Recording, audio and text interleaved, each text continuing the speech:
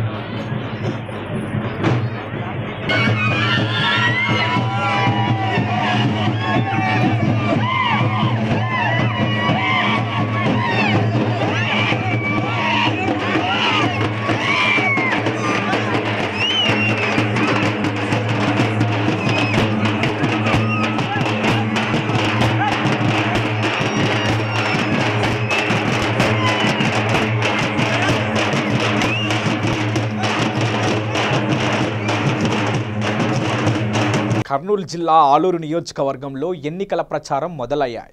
కార్యక్రమంలో భాగంగా వైఎస్ఆర్సీపీ పార్లమెంటు సభ్యులు మాట్లాడుతూ చంద్రబాబు ఇచ్చిన మాట నిలబెట్టుకోలేక అన్ని రంగాల వారిని మోసం చేస్తూ ఇచ్చిన వాగ్దానాలను నెరవేర్చక ప్రజలకు ఏ మొహం పెట్టుకొని వస్తున్నాడని ప్రశ్నించారు. టీడీపీ ప్రభుత్వం అవినీతి ప్రభుత్వం అని విరుచుకపడ్డాడు. ఆంధ్రప్రదేశ్కు చంద్రబాబు గ్రహణమని ఈ గ్రహణం తొలగించాలంటే ఫ్యాన్ గుర్తుకు ఓటు వేసి జగన్ను గెలిపించే భారం మీదేనని కూడా ప్రజలను కోరారు.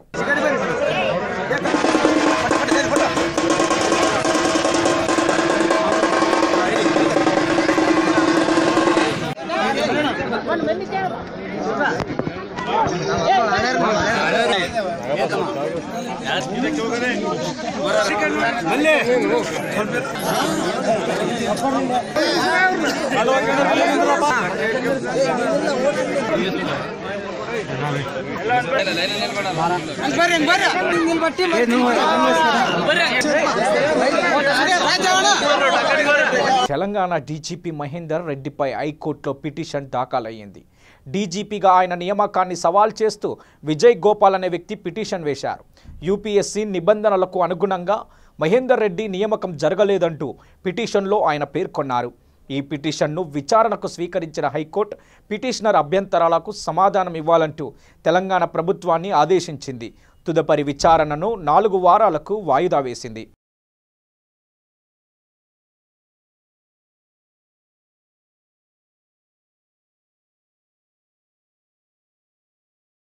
నల్గొండ జిల్లా నకరేకల్లో MLA Chirumarthi Lingaiah press meet నిర్వహించారు.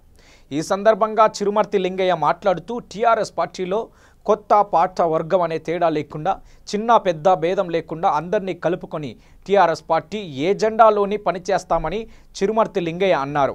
హైదరాబాద్ ప్రగతి భవన్లో కేటీఆర్ సమక్షంలో నేను నాతో పాటు కాంగ్రెస్ పార్టీ శ్రేణులు మరియు కొంతమంది కార్యవర్గం సర్పంచులు ఎంపీటీసీలు టీఆర్ఎస్ పార్టీ కండువ కప్పుకొని పార్టీలో చేరుతున్నామని లింగయ్య తెలిపారు. నాతో పాటు సర్పంచులు ఎంపీటీసీలు ప్రజాప్రతినిధులు కాంగ్రెస్ పార్టీ శ్రేణులు వారి సమక్షంలో పార్టీలో చేరడం జరుగుతుంది. అందరూ కూడా కలిసి రావాలని కోరుకుంటూ వీరేశం గారు చెప్పినట్టుగా అభివృద్ధి దిశలో పయనించే తరంలో కేసీఆర్ గారి ఆలోచన విధానాన్ని అందరూ కూడా అర్థం చేసుకుని గ్రామ స్థాయిలో ఉన్న గతంలో చిన్న భేదాభిప్రాయాలు ఆ భేదాభిప్రాయాలను పక్కన పెట్టి అందరం కూడా సోదర భావంతో కలిసిమెలిసి గౌరవ పార్లమెంట్ సభ్యుని ప్రత్యేక మేయర్తో గెలిపించుకుని రాబోయే స్థానిక ఎన్నికల్లో తెలంగాణ సీఎం కేసీఆర్కు రేవంత్ రెడ్డి సవాల్ విసిరారు. కేసీఆర్కు దమ్ముంటే మల్కాజ్గిరిలో తనపై పోటీ చేయాలని సవాల్ చేశారు. తనపై పోటీకి రియాల్టర్లు బ్రోకర్లను కూడా అభ్యర్థులుగా దించబోతున్నారని, వాళ్లను కాకుండా నేరుగా కేసీఆర్ బరిలో దిగాలని అన్నారు. తన వద్ద డబ్బు లేకపోయినా కేసీఆర్పై పోరాడే దమ్ముందన్నారు. హైదరాబాద్లోని ఎల్బీ నగర్లో జరిగిన పార్టీ కార్యకర్తల సమావేశంలో రేవంత్ ఈ వ్యాఖ్యలు చేశారు. నా భూములు గుంజుకోవచ్చు, నా ప్లాట్లు గుంజుకోవచ్చు, నన్ను అన్యాయంగా ఓడగొట్టుండొచ్చు, కానీ నా గుండెల్లో ఉండే ధైర్యాన్ని ఎవరూ గుంజుకోలేరు కదా. బిడ్డ కేసీఆర్, నీకు ఈ సందర్భంగా చెప్తున్నా, నీకు సమాధి కట్టేది నేను, మా కాంగ్రెస్ పార్టీ కార్యకర్తలు. టీవీలలో, పేపర్లలో, సోషల్ మీడియా చూస్తున్నా రేవంత్ రెడ్డి మల్కాజ్గిరి అన్నప్పటి నుంచి ఆయన ఎత్తుకులాడుతుండట. మంచి దొంగలు ఉండాలి, వాళ్ళ దగ్గర దుడ్లు బాగుండాలి, జనాలకు మాయమాటలు చెప్పాలి, అట్లాంటి ఇక్కడ పెట్టాలని ఆయన మొత్తం రాష్ట్రం అంతా జల్లెడ పడుతుండట. ఇక ఆళ్ళు ఏమిటా, రా నువ్వే ఇక ఊరికే పొద్దుగుంపులు పంచాయతీ. ఇక వాడొచ్చే, వీడొచ్చే, ఎల్లిగాడొచ్చే, పులిగాడొచ్చే, పూచిగాడొచ్చే, ఎందుకు రా నువ్వే. ఏదో ఒకటి తేలనైనా వెళ్తుంది, నువ్వే రా. నీకు అలవాటే ఉంది కదా, ఒకసారి కరీంనగర్, ఒకసారి పాలమూరు, ఒకసారి మెదకు, ఒకసారి గజ్వేల్, ఒకసారి సిద్దిపేట, ఇట్లా గాలికి తిరుగుతూనే ఉంటావు కదా. అదేనే సినిమాలో, కుటుంబ సినిమాలో మోహన్ బాబు సుడిగాలి కానీ నాకు తిరుగుతుంటాడు చూడు. నువ్వే అంటే నేనేమంటున్నా అంటే, ఆయన ఎత్తికేతోడు ఉత్తమ పార్లమెంటేరియన్ అయ్యుండు, ప్రజా సమస్యల్ని లేవనెత్తేటోడు అయ్యుండు, ప్రజా సేవకుడు అయ్యుండు, ప్రజల సమస్యల మీద చిత్తశుద్ధితో చట్టసభలలో కొట్ల నామకం చూడండి అని.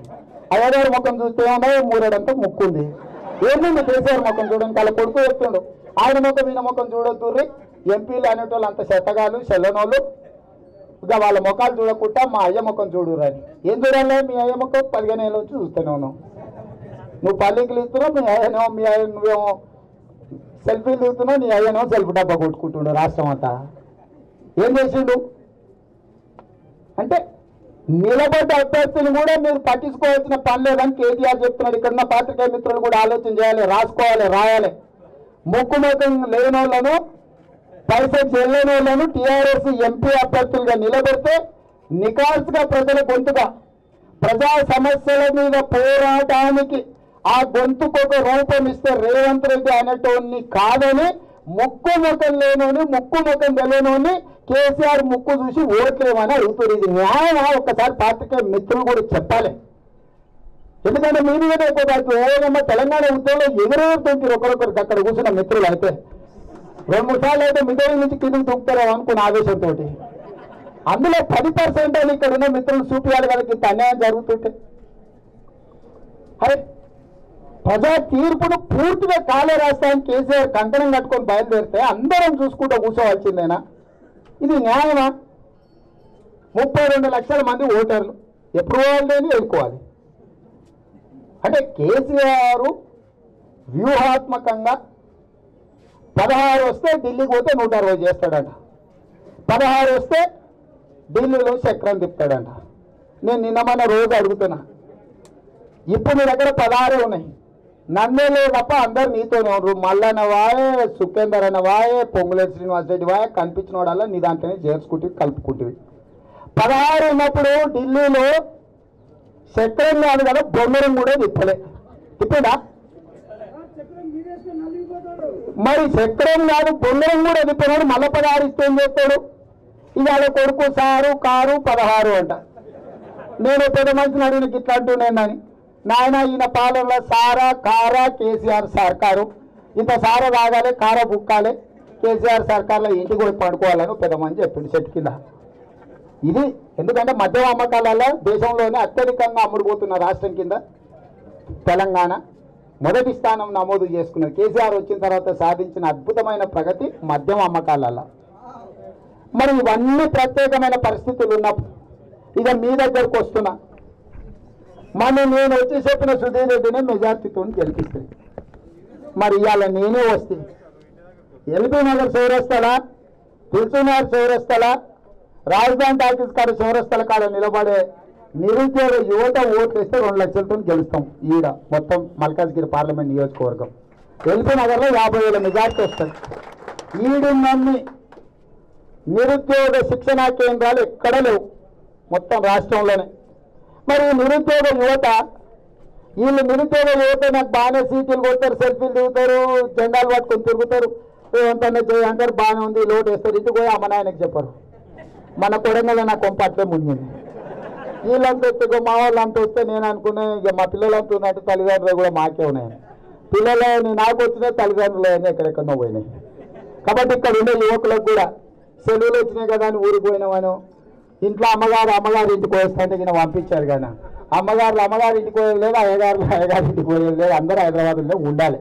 ఎందుకంటే 3-4 రోజులు సెలవులు అయితే ఇవాళ పేపర్లో చూసిన, ఒక్కరోజు సెలవు అయితే 4 రోజులు ఎక్కడికైనా పోవచ్చు అని. అట్లా ఏమైనా చేస్తారంటే మొత్తం రాష్ట్రమే కొంప కొల్లేరైతుంది. మా అక్కడి మిత్రులకైనా ఇక్కడ సోదరులకైనా నేను చెప్పేది ఒకటే, ఇంతకుముందే రంగన్న చెప్పింది ఇది మినీ భారతదేశం అని. నిజమే.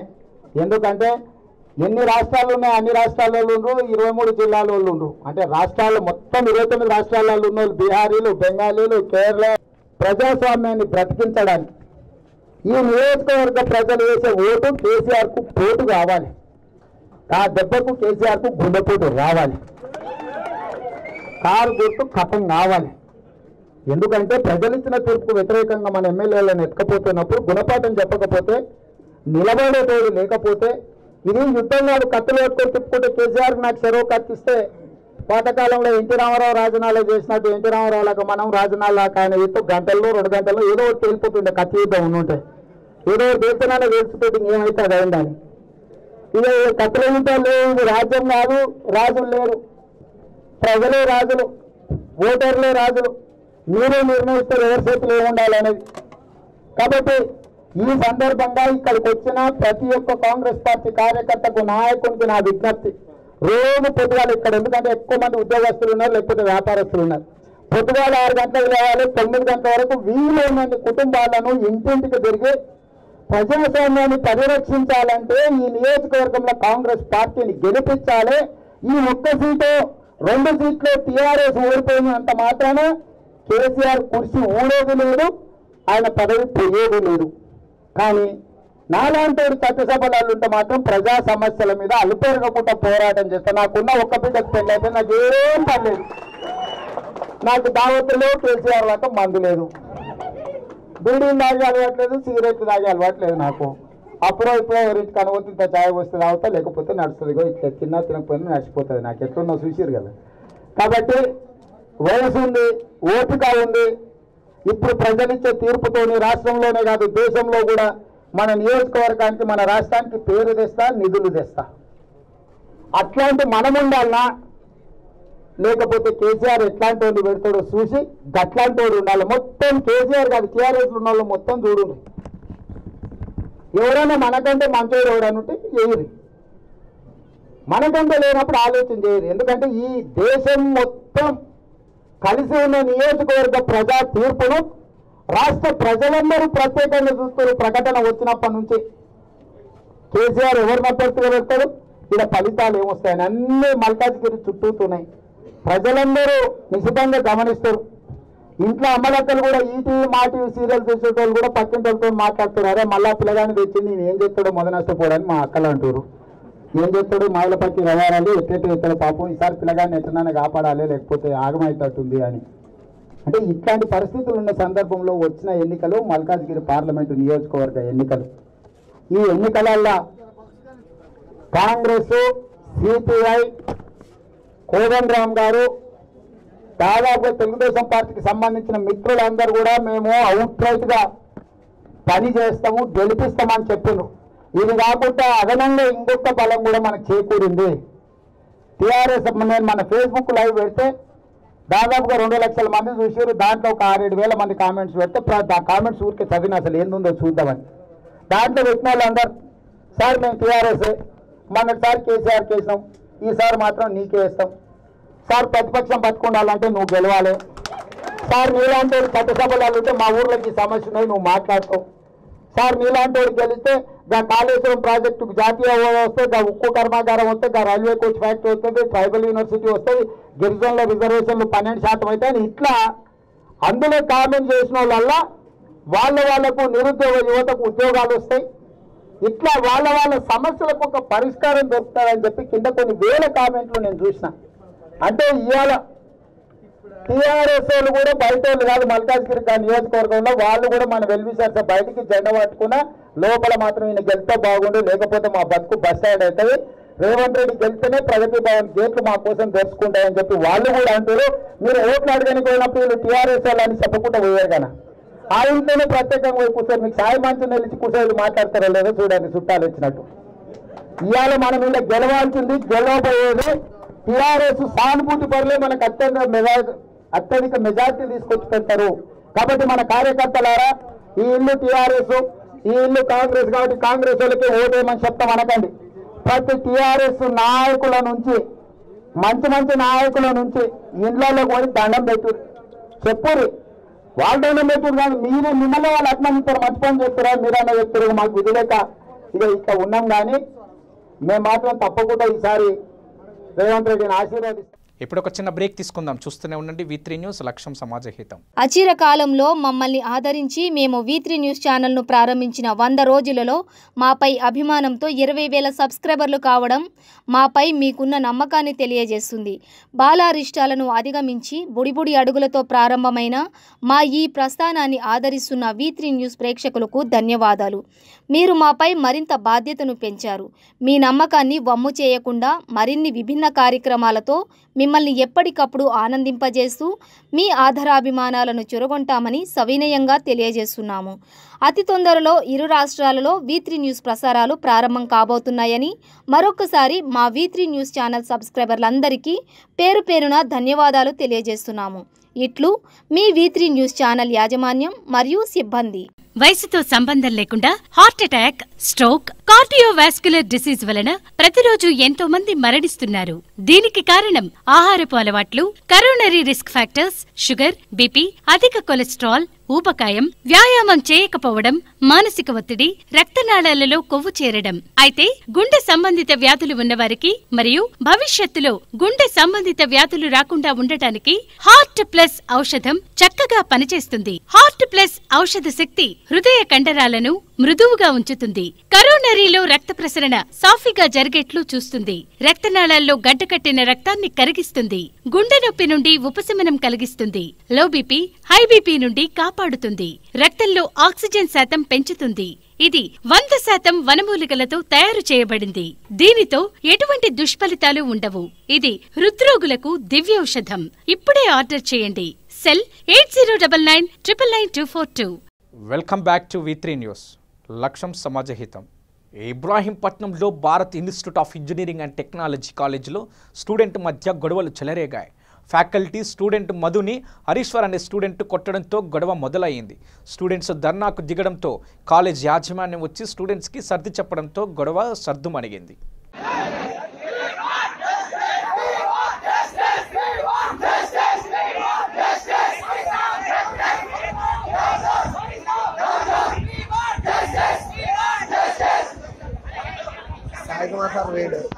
ఏం చెప్తారా, ఏం చేయరు.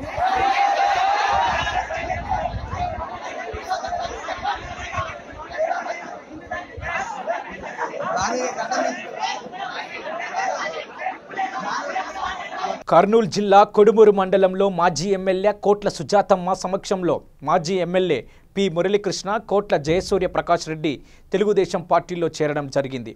వీరువురికి పార్టీ కండువ కప్పి ఎమ్మెల్యే సుజాతమ్మ టీడీపీలోకి ఆహ్వానించారు.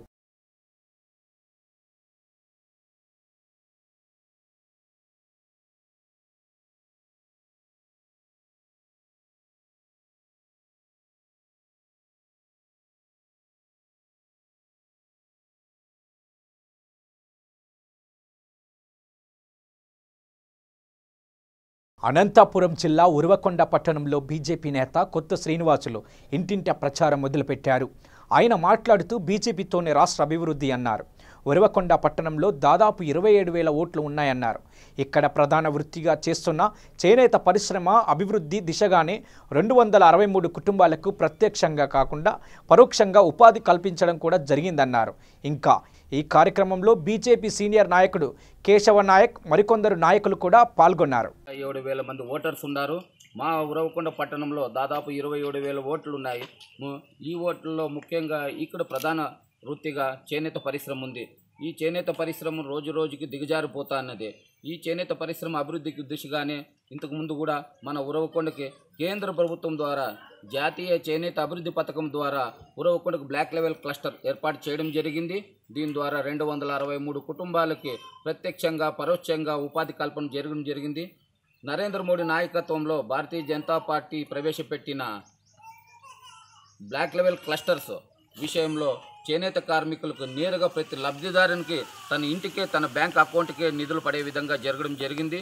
ఇప్పటి వరకు ఉరవకొండకి 1,63,00,000 రూపాయలు కేటాయించిన బ్లాక్ లెవెల్ క్లస్టర్లో 16,56,000 రూపాయలు నేరుగా వాళ్ళ ఖాతాలకు జమ చేయడం జరిగింది.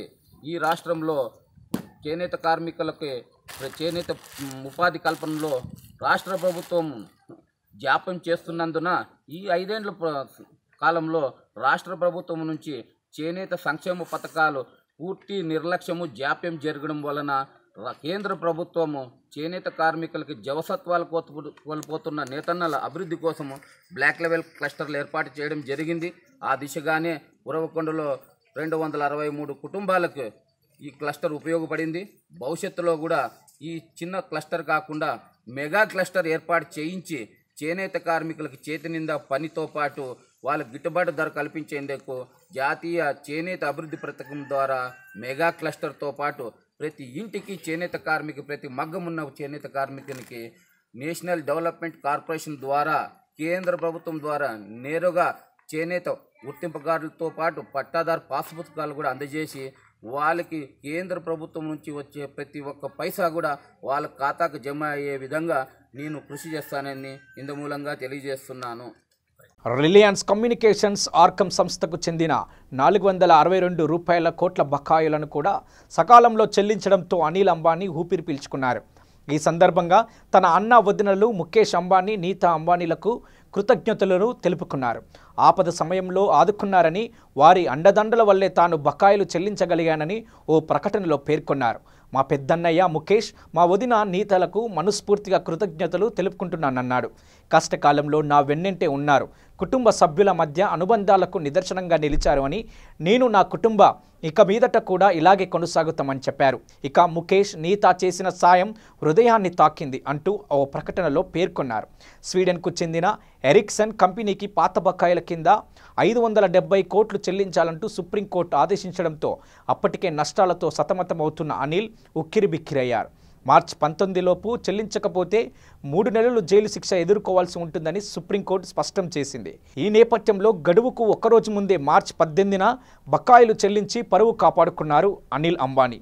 అనిల్ తాజా ప్రకటన నేపథ్యంలో ఆ డబ్బును ముఖేష్ అంబానీ సమకూర్చినట్టు తెలుస్తూ ఉంది.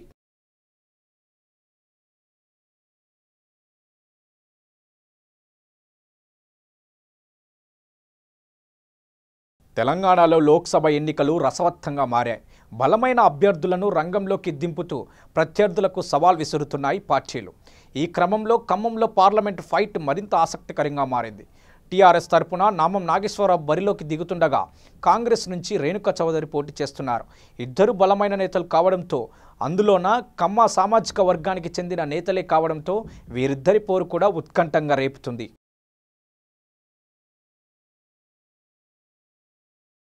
భద్రాద్రి కొత్తగూడెం జిల్లాలోని ఎల్లందు క్రాస్ రోడ్లోని ఘోర రోడ్డు ప్రమాదం జరిగింది.